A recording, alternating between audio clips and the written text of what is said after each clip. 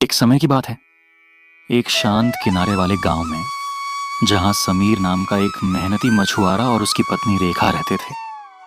समीर हर दिन सूरज की रोशनी में पानी में अपना जाल डालता, इस उम्मीद में कि आज की मछली उनके परिवार की भूख मिटा सकेगी। एक दिन जब समीर ने अपना जाल डाला तो उसने कुछ अलग महसूस किया।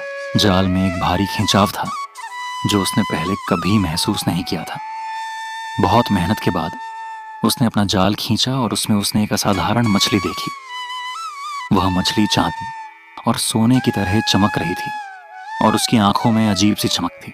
कृपया मुझे जाने दो दयालु मछुआरे, मछली ने कहा।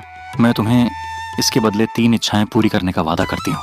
समीर चकित रह गया, परंतु उसके दिल में करुणा जाग उठी। उसने मछली का धन्यवाद किया और उसे वापस समुद्र में छोड़ दिया। जब वह घर लौटा तो उसने अपनी पत्नी रेखा को इस विचित्र घटना के बारे में बताया। रेखा बहुत उत्साहित हो गई और तुरंत समीर से कहा कि वह मछली से कोई इच्छा पूरी करने के लिए वापस समुद्र जाए। समीर को जीवन में कोई और जरूरत महसूस नहीं होती थी, फिर भी वह अपनी पत्नी की खुशी के लिए मान गया। वह दोबारा समुद्र किनारे गया और मछली को पुकारा। मछली फिर से प्रकट हुई। मेरी पत्नी एक बड़े महल में रानी की तरह रहना चाहती है, समीर ने कहा। मछली ने सहमति में सिर हिलाया और समीर के सामने से गायब हो गई। जब समीर घर लौटा तो उसने देखा कि उनकी झोपड़ी अब एक विशाल महल में बदल चुकी। रेखा अपने नए घर को देखकर बेहद प्रसन्न हुई, लेकिन समय बीतते बीतते रेखा की लालच और बढ़ गई। उसने समीर से कहा, अब मैं पूरे राज्य की महारानी बनना चाहती हूँ, नौकर चाकर हूं और अपार धन हो। समीर को और मांगने में संकोच हो रहा था, परंतु पत्नी के कहने पर वह फिर समुद्र गया। उसने मछली से कहा, मेरी पत्नी राज्य की महारानी बनना चाहती है। मछली ने फिर से उनकी इच्छा पूरी की। रेखा अब एक महारानी बन गई। उसके पास नौकर चाकर और बेहिसाब धन था।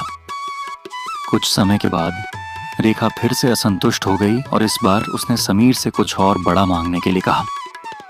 उसने कहा, मैं सर्वशक्तिमान बनना चाहती हूँ ताकि मुझे कोई ना देख सके।